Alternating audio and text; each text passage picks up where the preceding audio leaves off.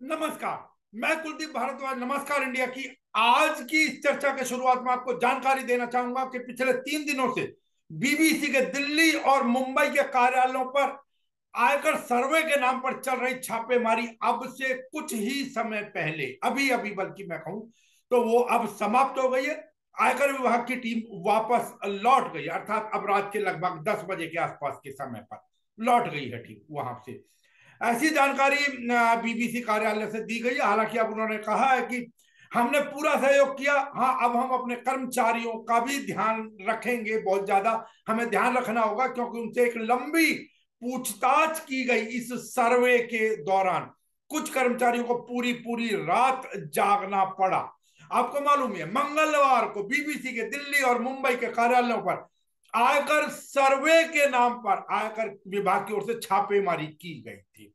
नाम आप कुछ भी दे लीजिए, कुल मिलाकर थी तो एक प्रकार की रेड ही। हालांकि इस छापेमारी या तथाकथित सर्वे का एडिटर्स गिल्ड और प्रेस क्लब ऑफ इंडिया ने, मैं कहूं कि उन लोगों ने उन्होंने निंदा की है इसकी। और इस तथाकथित आयकर सर्वे का अंतरराष्ट्रीय स्तर पर भी बहुत ज्यादा चर्चा में है और कुछ अच्छा संदेश लेकर अंतरराष्ट्रीय स्तर पर ये चीजें नहीं गई है। आपको मालूम है बाकी जो राजनीतिक दल है वो सब अपने अपने अनुसार कह रहे हैं। और जो बीबीसी ने एक डॉक्यूमेंट्री बनाई थी 2002 के गुजरात दंगों को लेकर, हालांकि उसका प्रसारण वो डॉक्यूमेंट्री भारत के लिए नहीं बनाई गई थी, लेकिन जो भी है बीबीसी का कहना कि हमने इसके लिए पूरी अध्ययन किया था, पूरा अनुसंधान किया था, कई आवाजों को सम्मिलित किया, कई गवाहों को सम्मिलित किया, और तो और हमने भारतीय जनता पार्टी को भी अपना पक्ष रखने के लिए कहा था, लेकिन वो लोग उसके अंदर सम्मिलित नहीं हुए। हमारी जानकारी के अनुसार बीबीसी अंतरराष्ट्रीय स्तर पर 46 भाषाओं में अपनी पत्रकारिता के क्षेत्र के अंदर सेवाएं देती है। 46 अंतरराष्ट्रीय भाषाओं के अंदर, गौर रखिएगा। खैर चलिए, अब जो भी है, आपको याद है किस प्रकार भास्कर के ऊपर, दैनिक भास्कर समूह के ऊपर छापेमारी हुई थी। फिर एक भारत करके चैनल था, मैं पूरा नाम नहीं ले पा रहा हूँ उसका और मैं क्षमा चाहूंगा, भारत समाचार शायद ऐसा, उनके यहाँ भी छापेमारी, कई चीजें हुई। बाकी ईडी सीबीआई आदि आदि ये सब तो आजकल चर्चा में बने ही रहते हैं कि जो भी सत्ता का विरोध करता है उसको शांत करा दिया जाता है। ऐसी एक रिपोर्ट मैं कल आपको और दिखाऊंगा दीपक शर्मा की, आज नहीं तो कार्यक्रम लंबा हो जाएगा। चलिए अब मैं उससे आगे का चर्चा और वो भी चर्चा करना चाहूंगा जो पिछले कुछ दिनों के अंदर हमसे छूट गई थी। दिल्ली के अंदर नटखट प्ले स्कूल, उन्होंने अपना 21वां वार्षिकोत्सव मनाया। नन्हे नन्हे छोटे छोटे बच्चों से ने वहां पर बहुत सुंदर प्रस्तुतियां दी गई और नमस्कार इंडिया को भी वहां पर आमंत्रित किया गया था। यद्यपि हम जब वहां पहुंचे और हमने देखा और बच्चों का प्रस्तुतिकरण देखा तो कहीं ना कहीं हम लोग भी अपने बचपन के अंदर केवल लौट नहीं गए वरन खो गए। बाबा मैं तेरे मन का टुकड़ा हूँ, तेरे दिल का, एक बार फिर से दहलीज पार करा दे।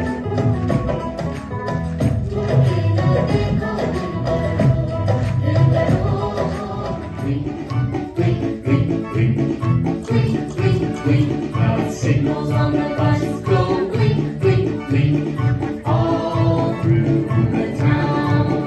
The horn on the bus goes beep, beep, beep, beep, beep, beep, beep, beep, beep. The horn on the bus goes beep, beep, beep, all through. सन 2002 में मैंने मात्र 11 बच्चों के साथ स्टार्ट किया था और इस वर्ष हमने 21वां अपना वार्षिक उत्सव मनाया है, जिसके में हमारे पालम ब्रांच के बच्चे भी शामिल हुए हैं और सभी अभिभावकों का मैं धन्यवाद करती हूँ। और नटखट स्कूल और स्कूलों से अलग हटके कैसे? क्योंकि यहाँ पर मेरा उद्देश्य एक तो बच्चों को अच्छे संस्कार देना है, जो हमारे भारत के मूल संस्कार हैं। आज के समय में भी आपको लगता है कि बच्चों को संस्कार दे पाएंगे? बिल्कुल दे पा रहे हैं, क्योंकि हमारे दिन की शुरुआत गायत्री मंत्र से होती है और ये बताते हुए मुझे बहुत गर्व होता है कि हमारे स्कूल में एक बांग्लादेशी टीचर हैं जो गायत्री मंत्र कराती हैं और जनगण मन भी उतनी ही भाव से बच्चों को करवाती हैं।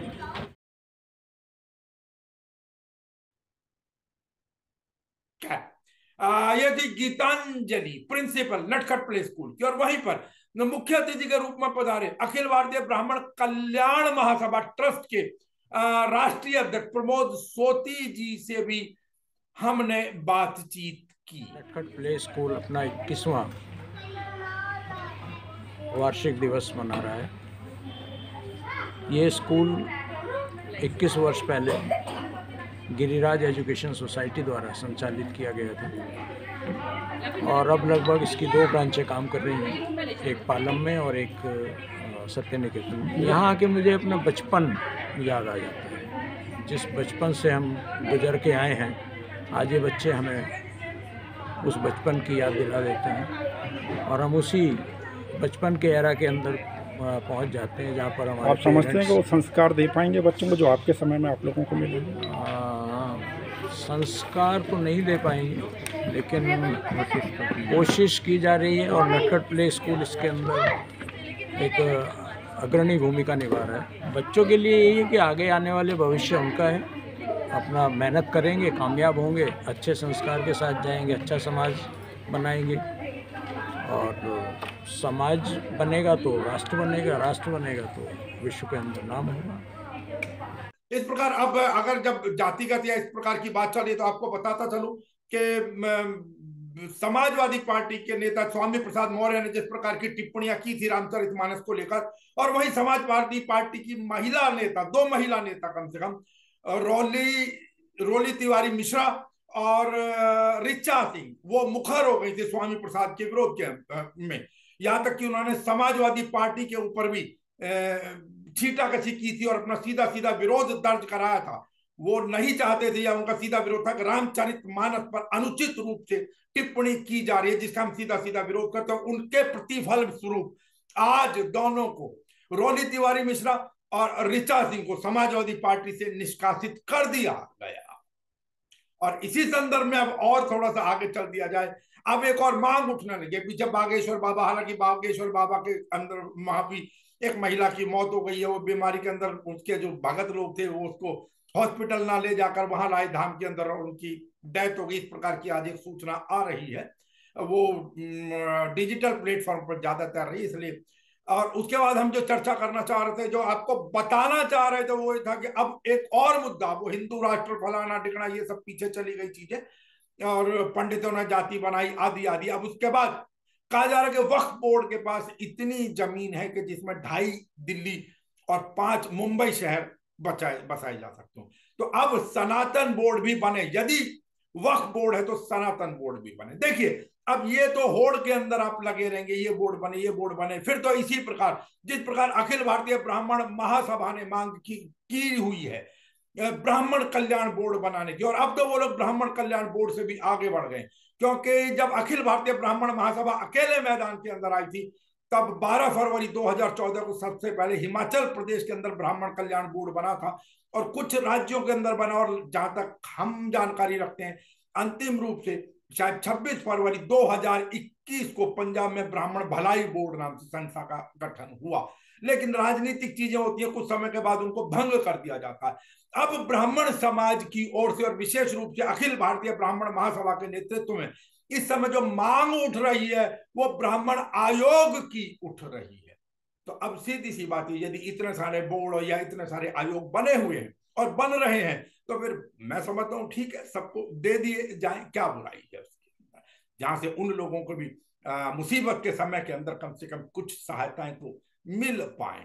आज के समय में देखिए सब बराबरी से चल रहे, ठीक है। अब हम पिछले कई उदाहरण दे देते हैं उसके अंदर, पिछले कुछ समय के अंदर कुछ लोग किन्हीं कारणों से पीड़ित रहे होंगे, लेकिन कोई कहे कि पूरा वर्ग पीड़ित है तो उससे कम से कम नमस्कार इंडिया सहमत नहीं है, पर हम इस ऊपर और ज्यादा टिप्पणी नहीं करना चाहिए।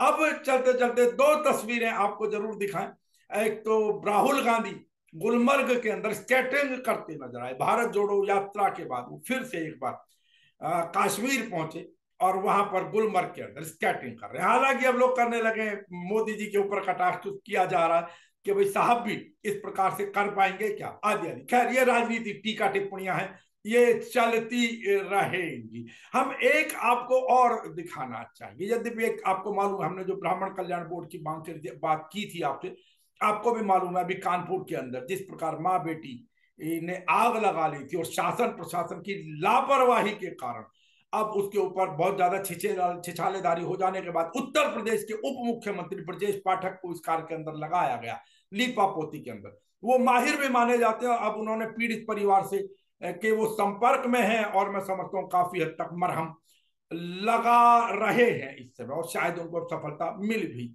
जाएगी उसके अंदर। लेकिन धरने प्रदर्शन के संदर्भ में एक आपको तस्वीर मैं स्क्रीन पर दिखा रहा हूं, आप देखिएगा। ये बेचारे सज्जन कहीं पर धरना प्रदर्शन करने गए और प्रदर्शन के दौरान किस प्रकार इस व्यक्ति को एक ना वो जिसको बैडमिंटन के अंदर हम लोग बचपन में जब उसको चिड़ी का छक्का बोलते थे कि उधर गया वो उसको धकेल रहा, वो उसको धकेल रहा, दूसरी तरफ भेज रहे हैं शटलकॉक को। तो इसी प्रकार ये व्यक्ति, और अब इसके ऊपर कुछ लोग बहुत खिंचाई करते हुए लिख रहे हैं कि यह व्यक्ति तो सारी जिंदगी अब कभी किसी प्रदर्शन के अंदर जाएगा नहीं। चलिए अब मेरे ख्याल से आज की ये चर्चा को हम यहीं विराम देंगे। कुछ चीजों के ऊपर हम विस्तार से चर्चा करना चाह रहे हैं, जैसे हमने अभी पीछे वो मदनी साहब के ऊपर और जो भी हिंदू मुनियों ने जो कुछ भी वहां से बहिष्कार किया और मदनी साहब ने जो दिल्ली के रामलीला मैदान में कहा, हम उसी प्रकार से कुछ विस्तार से चर्चाएं हम करना चाहते हैं धीरे धीरे। और चर्चाएं क्योंकि जब लंबी होती हैं 20, 25, 30 मिनट की होती है, और आजकल क्योंकि जमाना है डिजिटल, आपके हाथ में होता है, आप लोग जल्दी जल्दी जल्दी जल्दी आगे भगाते हैं उन चीजों को। बेहतर है हम निवेदन करेंगे आप लोगों से कि गंभीरता पूर्वक सुना करें, देखा करें। जो चीजें आपको, जो जानकारियां आपको, जो विचार आपको आज मेन स्ट्रीम के मीडिया में नहीं मिलेंगे, वो डिजिटल प्लेटफॉर्म के ऊपर आपको मिल जाएंगे। एक निवेदन आप लोगों से करूंगा कि जो लोग यूट्यूब या जिस भी प्लेटफॉर्म पर आप लोग हमें देखते हैं, आप लोगों ने जिन्होंने सब्सक्राइब नहीं किया है चैनल को नमस्कार इंडिया को, वो कृपया करके सब्सक्राइब अवश्य करें। और कई बार हम बार बार नहीं कर रहा, सब्सक्राइब एक ही बार करना होता है। कुछ लोग हमने देखा है एक बार सब्सक्राइब कर लेते हो तो वह सब्सक्राइब्ड आ जाता है, ई लास्ट में डी लग जाता है, आप फिर दबा देते हो तो डी हट जाता है, इसका मतलब अब आप वहां से फिर हट गए। तो मेरा निवेदन सब्सक्राइब भी करें और ज्यादा से ज्यादा फॉरवर्ड जरूर करते रहें, लिंक को खोला करें, देखा करें, कुछ ना कुछ मिल जाता है। वो कहते हैं ना कि बहुत रत्न थे उस फकीर की झोली में, मगर उसे ना कुछ भी मिला जो अगर मगर में रहा। करें स्वीकार, रखें अपने स्वाद के साथ और करें स्वीकार। नमस्कार इंडिया का नमस्कार।